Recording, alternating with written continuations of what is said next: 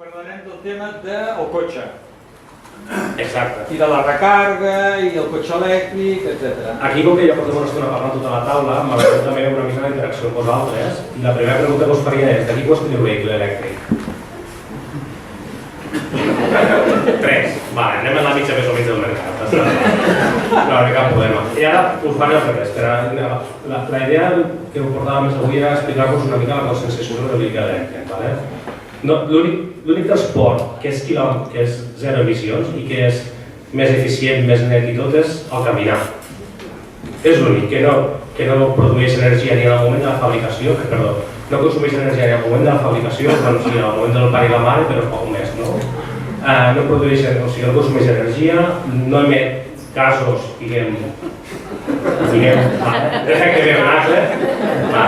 Per tant, aquest seria el més eficient. Dit això, passaríem a la bicicleta, etc. Però bàsicament ara anem a fer un altre joc, que és d'aquí quants fan més de 200 km al dia? Més de? 200 km al dia. Bueno, al dia. 1, 2, 3, vale, transportistes possiblement. Ara vaig a baixar més ja. 100, més de 100 km al dia. Vale, podeu sumar, els que esteu a baix segurament podem mantenir una aixecada. Ara anem a 50 km al dia.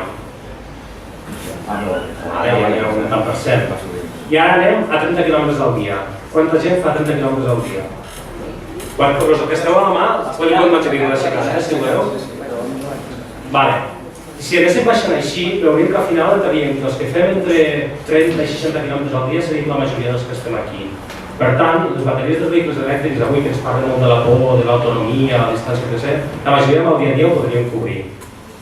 Aquesta és la gran realitat. Però aquesta és la realitat, diguem, des de la nostra necessitat de transport.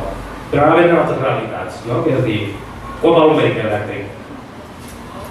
Un vehicle elèctric, el cost més important és la bateria, que és el que és intensivament d'un ús energètic molt gran. O sigui, és molt intensiu crear una bateria. A més, també possiblement les conseqüències que hi hagi detrás de la contaminació que pot haver-hi, no? Però bàsicament és això.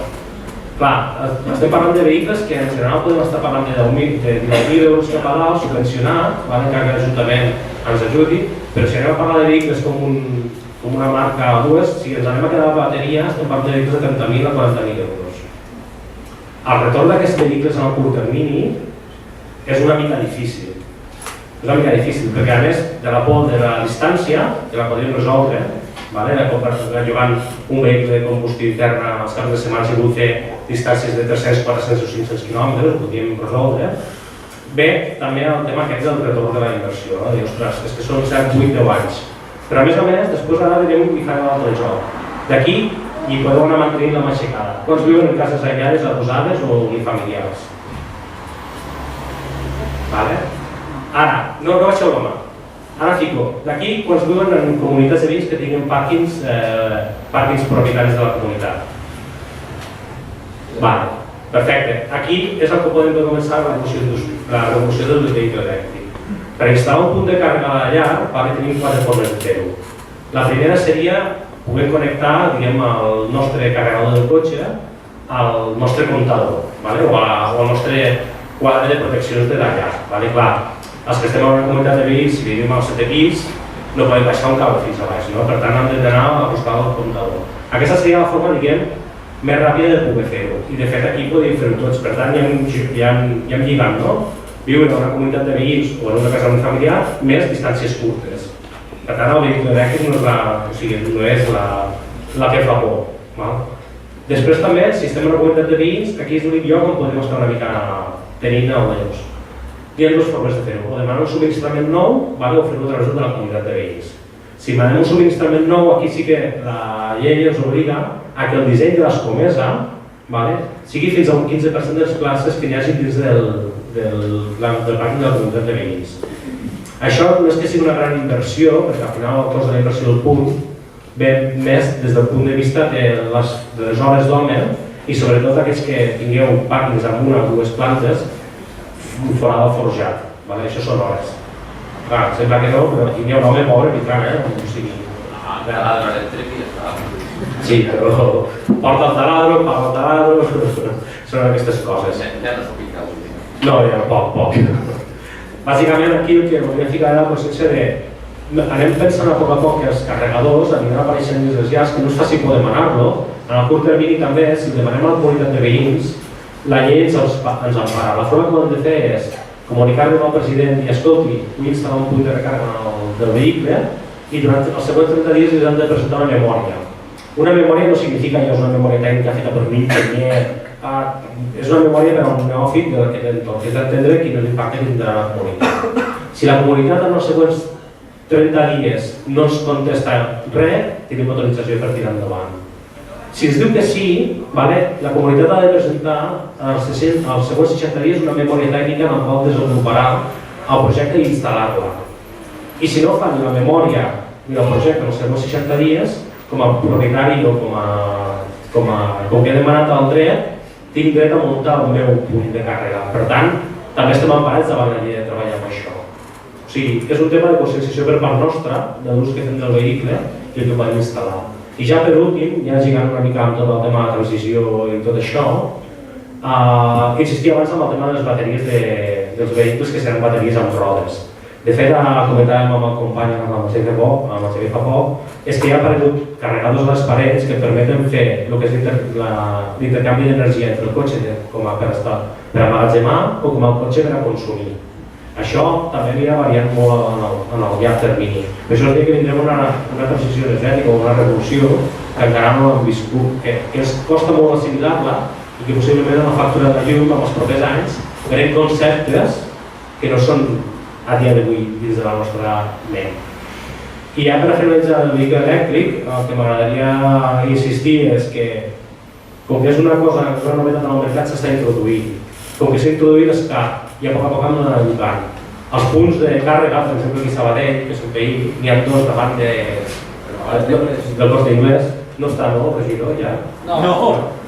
Vale, fa no sé quants mesos que no funcionen. I a més només van amb la targeta de Sabadell.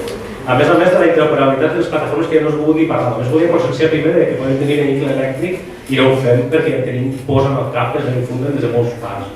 Penseu que hi ha empreses del sector de l'automoció que han invertit milions i milions per desenvolupar motors dièsel.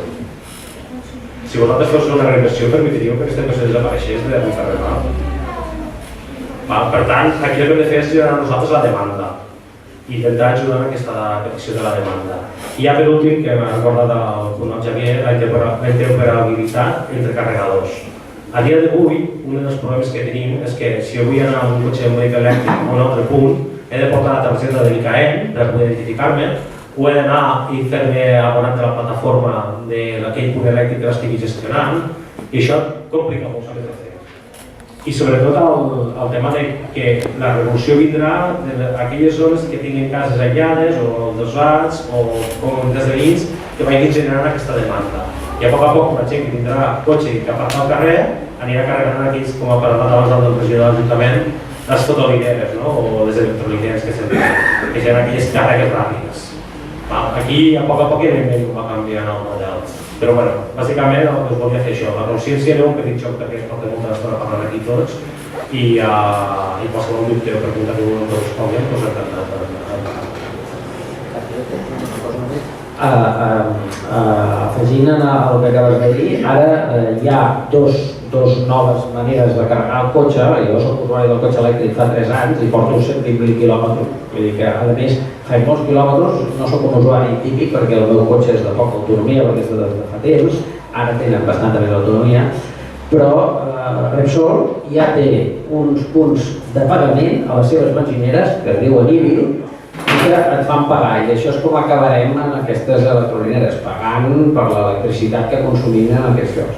És veritat també que ara ja hi ha l'entitat metropolitana de Barcelona i ja té uns punts de càrrega que es superen amb una aplicació del mòbil i per tant t'estalvies haver de fer una targeta i tal. Vull dir que a poc sí que funciona. Perdona, com funciona amb el cas que tenim els aparquem el cotxe en pàrquings públics o en pàrquings d'un propietari però que en uns quants? Com s'ha de gestionar això? Com s'ha de demanar un punt de càrrega? Sí, a veure, depèn de la propietat del pàrquing. Si hi ha un pàrquing privat, si Si és un pàrquing privat comunitari, val, el que repeteixo és el... Tu pots anar al president de la comunitat i dir, escolta, vull encarregar vull muntar un punt de càrrega. I has de presentar la memòria tècnica com muntaràs el punt de càrrega. Això l'instal·lador t'ho farà en un moment. Vale? Farà una memòria ràpida, dirà que els cables passen per aquí, tu baixaré per aquí, connectaré aquí i allà, et farà el butlletí i dirà això és el que hauries de presentar al president de la comunitat.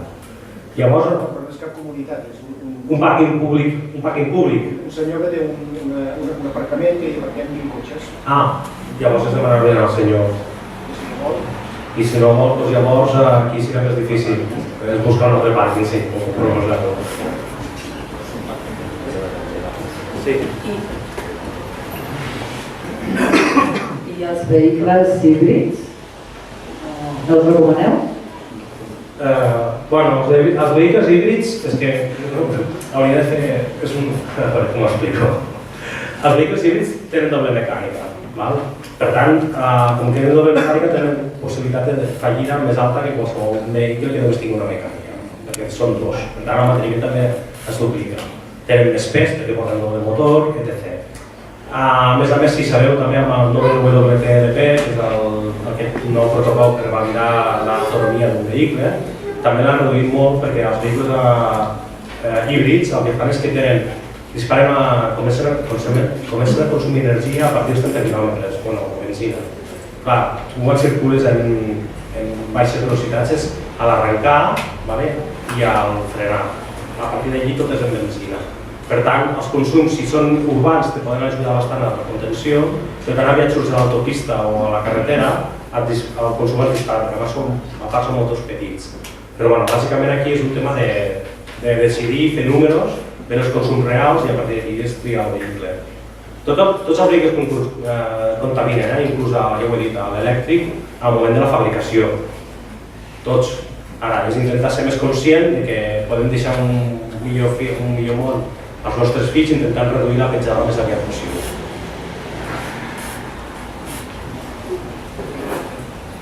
Tinc entès que els que són híbrids només funcionen en canvis automàtics. Sí. No, però no n'hi ha en canvi manual. Però això és igual, perquè el canvi manual hi ha leves que fan l'embrague automàtic i no cal pitjar l'embrague, és la diferència, però també tenen marxes, vull dir, no hi ha problema. És un tema de mecànica, bàsicament. Els híbrids el que fan és que la mecànica fiquen una caixa automàtica, el que fet és una CVT que varia com una corretja i llavors entre els dos motors fan aquella transmissió. Però bueno, no soc el mecànic especialista. No.